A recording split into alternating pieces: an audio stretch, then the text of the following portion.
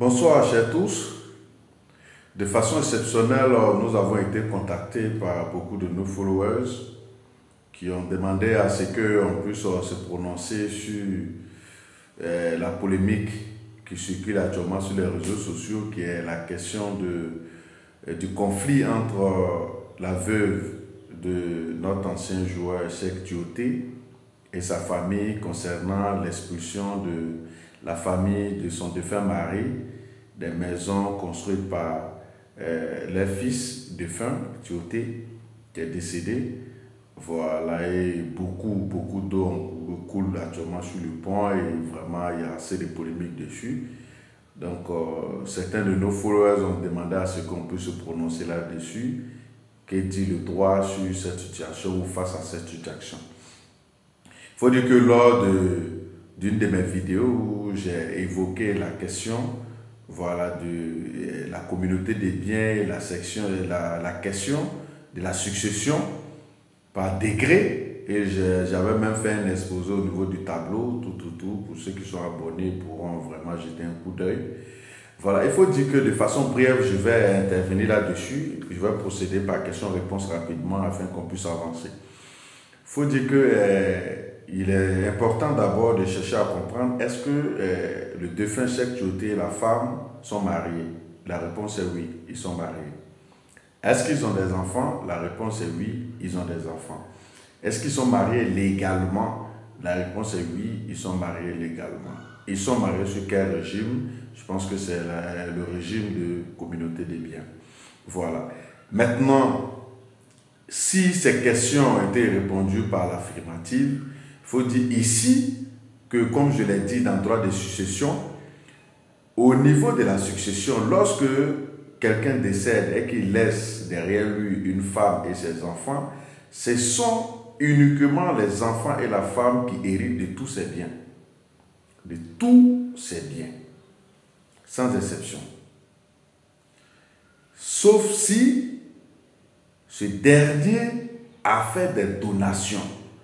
Et quand on parle de donations, c'est que ce dernier, avant son décès, décide de léguer un de ses biens à un parent.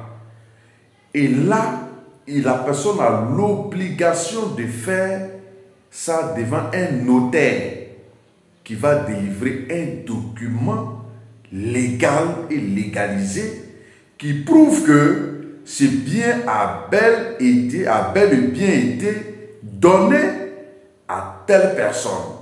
Et voici l'acte qui prouve. Ça, c'est un acte juridique.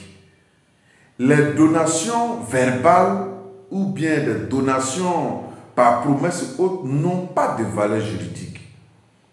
Donc, si quelqu'un veut te donner quelque chose, il est important qu'il fasse ça devant un notaire qui va matérialiser le don par un acte. Et tant que ce n'est pas fait, le don n'est pas validé. Et donc le bien reste toujours dans les biens qu'on doit succéder ou les biens que ses successeurs doivent hériter.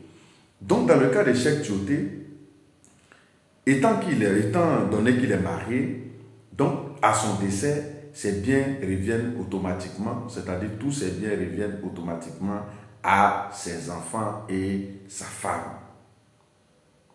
Simple. Au cas où il fait un don, le don doit être prouvé par un acte. Et selon les explications des parents, selon les explications des uns et des autres, c'est qu'il avait la volonté d'offrir une maison à ses parents. Mais la volonté n'a pas été matérialisée, la volonté n'a pas été réalisée puisqu'il est décédé avant la matérialisation de cette volonté. Pour cela, le droit ne peut pas se substituer en Cheikh Dioté après son décès pour dire qu'il avait dit tant, donc il faut que ça soit tant. Tant que ce n'est pas matérialisé, ça ne peut pas. D'autres ont évoqué la question de la dernière volonté du défunt. Est-ce que le défunt n'est pas issu d'une famille? Oui, c'est issu d'une famille. Mais là, on ne parle pas en droit. Quand on va sur ce volet, on ne parle pas en droit, mais on parle de notre coutume, la tradition africaine, l'esprit africain ou, comment on appelle ça? la morale africaine. Pourtant, les moralités diffèrent selon les uns et les autres. Ce qui peut être une bonne chose pour toi, ta morale, peut être une mauvaise chose pour moi, ma morale.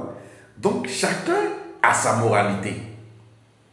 Pour d'autres, leur moralité allait les pousser à finir ou bien à finaliser la volonté de son défunt mari qui était de donner cette maison à ses parents, et sa moralité allait la pousser à finaliser les papiers, exécuter la volonté de ce dernier et rendre les papiers et la maison à ses parents comme son mari aurait souhaité. Ça, c'est une des volontés. C'est une des volontés, c'est une des moralités aussi d'une personne. Mais pour d'autres personnes, sa morale peut lui dire non, il voulait donner, il n'a pas donné, donc ça me revient. Lui aussi, il a sa moralité. Donc, il n'y a pas de moralité universelle. Donc, on est obligé de se conformer à la loi. Raison pour laquelle on dit que souvent, lorsqu'on vote les lois, il faut faire très attention. Il faut tenir compte vraiment de nos valeurs africaines. Il faut vraiment tenir compte de la probité ou bien de la morale africaine, de nos traditions hautes.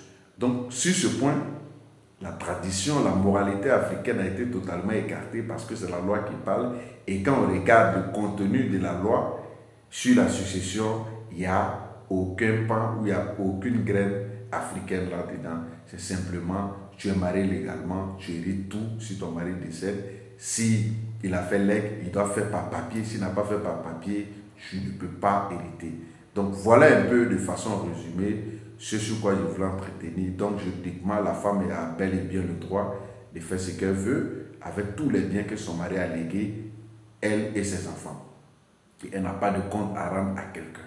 Maintenant, selon la moralité africaine, comme on a l'habitude de voir, il était important pour une reconnaissance, étant donné que son mari, qui a tout fait pour elle, est issu d'une famille. C'est grâce à cette famille qu'elle a connu cet homme qui a fait tout, qui a mis tout à sa disposition avant son départ, d'être au moins manifester quelques grains de reconnaissance envers cette famille et ne pas les humilier comme il se doit.